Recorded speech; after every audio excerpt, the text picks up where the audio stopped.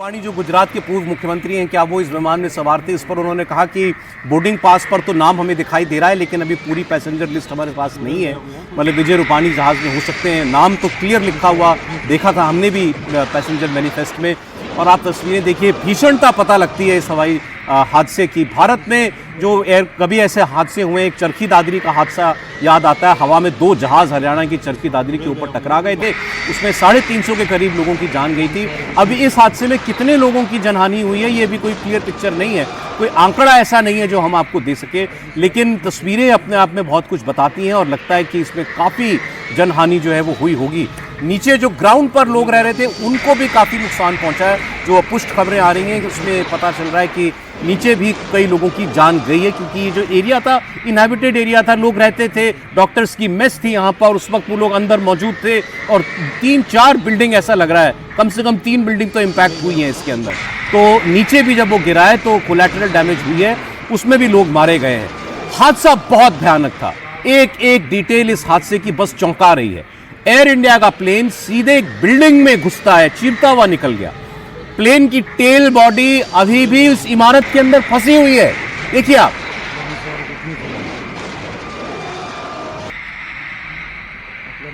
ये जो कंपाउंड है, ये देखिए, इस बिल्डिंग में आकर के प्लेन जो है ये गिरा है। ऐसा बताया जा रहा है जैसे टेक ऑफ किया, प्लेन टेक ऑफ करते ही उसमें कोई घड़घड़ सी आवाज़ आनी शुरू हुई और बाद में यहाँ ये जो सामने पेड़ दिख रहे हैं, इन पेड़ों के साथ ये प्लेन टकराया और बाद में आकर के सीधा इस बिल्डिंग में ये प्लेन घुसा है। आप देखिए, ये प्लेन का पीछे का हिस्सा जो है ये यहाँ पे दिख रहा है। यहाँ से ये प्लेन घुसा और इस बिल्डिंग में ये प्लेन टूट करके यहाँ पे देखिए इसके कुछ हिस्से भी आपको गिरे हुए दिख रहे होंगे। उस वक्त यहाँ जो लोग मौजूद थे, आप यहीं पे थे ना उस वक्त, क्या आपने देखा क्या था? हम लोग एमएच में थे। हाँ। एमएच से हम लोग जब ऊपर देखा तो एक आवाज़ आया टेक ऑफ का। हाँ। जैसे टेक ऑफ किया, फिर एक नॉर्मल अब बहुत प्रकार का जहाज आते जाता है, टेक ऑफ करके उसके बाद एक अचानक आवाज़ आया। उसके बाद जैसे देखा आग का चिंगार गोला जैसा आगता है ना, वैसा आके गिरा डरांग के इसी यहीं पे, इसी बिल्डिंग में। इसी बिल्डिंग में, ये आप ये इसी बिल्डिंग मतलब ऊपर से आके गिरा। ये कहाँ पे, मतलब उतना ऊपर से हम वहाँ से देख रहे थे, उतना ऊपर से आके वो जो ऊपर है ना थोड़ा सा ऊपर, वहाँ से आग का गोला जैसे गिर के यहाँ पे लैंड हो गया। और उसके बाद फिर इसका जो पार्ट्स है वो आगे दूसरी बिल्डिंग्स को भी चला गया, उनका पूरा डिस्ट्रॉय कर दिया।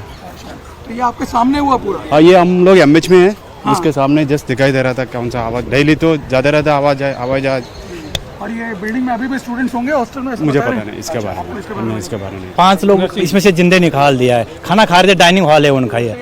हाँ, डाइनिंग हॉल है उनका। हाँ, मेस है, खाना खा रहे थे, उसमें से 5 लोग बाहर निकाले जिंदे। अच्छा। हाँ सब। और बाकी कितने लोग अंदर अभी ट्रैप? बाकी अंदर तो इतना दिखाई नहीं दिया, अभी तो बाहर सबको निकाल दिया बाहर, अभी जितने थे। बाकी मलबे के अंदर है जो भी है। ठीक है साहब। और ये प्लेन का पिछला हिस्सा है? ये पीछे हिस्सा है साहब। पीछे साइड से आवाज़ करते हुए अलग से आवाज़ आ रहा था, जैसा टेकअप हुआ उसका अलग आवाज़ आता है, उसके बाद ये अलग से आवाज़ होते हुए पेड़ से टकरा के ये ऐसे इधर आवाज़ आके एकदम से आवाज़ जोर से हुआ और धुआं निकल गया साहब। यहाँ ऊपर की तरफ अगर मैं आपको दिखाऊं, अभी भी आप देखिए टैंकी जो है वो बिल्डिंग की टूटी हुई है और ये प्लेन का जो मलबा है अभी भी यहाँ बिखरा हुआ है। तो देखिए, ये वो इस इमारत थी जिसमें जाकर पहले टकराया, ये टंकी तोड़ी। उस वक्त प्लेन का जो पिछला हिस्सा था, एग्जॉस्ट जहाँ होता है, वो वही उसमें बिल्डिंग में जो है फंसा हुआ रह गया। और जो वहाँ नीचे एक गार्ड थे या वो सुरक्षा कर्मी थे, उन्होंने बताया 5 लोगों को हमने जिंदा यहाँ से निकाला है। ये देखिए, एक और तस्वीर आई है, इसमें ब्लास्ट होता हुआ नजदीक से थोड़ा दिखाई देता है। उन्होंने बताया 5 लोगों को हमने इस बिल्डिंग से जिंदा निकाला, जिसमें पहले इंपैक्ट किया, टकराया जाकर के जहाज। उनका मलबा है वहां पर, अभी मलबे के नीचे कौन होगा हम नहीं कह सकते हैं। खाना खा रहे थे उस वक्त लोग वहां पर, डॉक्टर्स की मेस है, वो खाना खा रहे थे। लंच टाइम था, क्योंकि 1:30 बजे के करीब, ये 1:40 के करीब प्लेन टेक ऑफ हुआ है। तो लंच टाइम वो लोग खाना खा रहे थे जब ये प्लेन उनकी इमारत के ऊपर जाकर के गिरा है और उसके बाद आगे की बिल्डिंग्स में भी जाकर के टकराया है। 242 लोग जहाज के अंदर थे और नीचे न जाने कितने लोग थे इन इमारतों में जब ये जहाज बिल्डिंग से हिट किया है, टकराया है।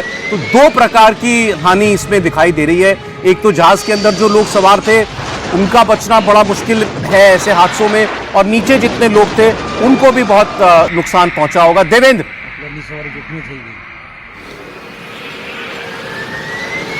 और सर, सिविल एविएशन मिनिस्ट्री के कुछ टॉप सोर्सेस है, जब हम लोग आखिर कारण के बारे में पड़ताल करने की अभी कोशिश कर रहे थे, तो एक चीज़ तो है कि जो जांच होगी तो आधिकारिक तौर पर तो अभी कुछ बताया जा सकेगा, लेकिन अभी तक भारत में जो विमान हादसे हुए हैं उनमें हमें ये बताया गया है कि जो 6 प्रमुख कारण रहे हैं, उन कारणों को अगर अलग अलग हिसाब से देखें, जैसे पहली चीज़ उसमें ये रहती है कि क्या पायलट के अंदर कोई इफ़िशियंसी थी, क्या उसकी ट्रेनिंग प्रॉपर नहीं थी। तो इस केस की अगर बात करें सौरभ, तो जो पायलट सुमित इस प्लेन को लेके जा रहे थे, तकरीबन 8,200 घंटे का उनका फ्लाइंग एक्सपीरियंस था, यानी कि बहुत ही मैच्योर पायलट थे इस उड़ान के लिए। उनके जो दूसरे सहयोगी थे उनके पास तकरीबन 1100 घंटे का फ्लाइट उड़ान का अनुभव था।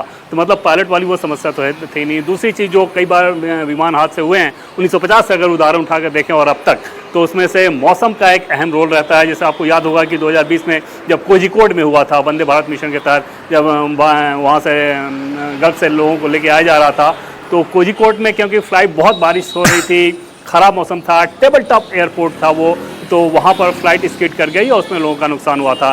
बेंगलुरु की भी बात करें तो बेंगलुरु भी वैसा ही रनवे है, जो कि टेबल टॉप एयरपोर्ट जिसे कहते हैं, और वो भी ख़राब मौसम के चलते 2010 में एक हादसा हुआ था। मतलब ये कि दूसरा जो कंडीशन है कि अगर रनवे ख़राब हो और मौसम बहुत ख़राब हो, रनवे जोखिम भरा हो और मौसम बहुत ख़राब हो, तो एक्सीडेंट हो सकता है। इसमें वो केस भी लागू नहीं होता। तीसरा हादसा होता है तब जब कोई आतंकी घटना हो, वैसा हादसा हुआ है भारत में कनिष्क का मामला आपको याद होगा, तो वो केस भी यहाँ पे नहीं है। चौथी चीज़ वो होती है जब आपने बताया कि चरखी दादरी में जो 2 प्लेन आपस में टकरा गए थे, कजाकिस्तान का था शायद दूसरा सऊदी अरब वाला, उसमें लगभग 329 लोग मारे गए थे। तो वहाँ पर समस्या ये आई थी सौरभ की कम्युनिकेशन की समस्या थी, यानी कि एयर ट्रैफिक कंट्रोल सिस्टम का जो कम्युनिकेशन था उसने गलत कम्युनिकेट किया या पायलट ने गलत समझा, लेकिन उसके चलते ये घटना हुई थी। तो वो केस भी इसमें नहीं है। ऐसे कंडीशन में जो अंतिम केस बच जाता है वो ये कि तकनीकी खराबी थी। तो क्या तकनीकी खराबी की वजह से ये इतना बड़ा हादसा हुआ, और अगर ऐसा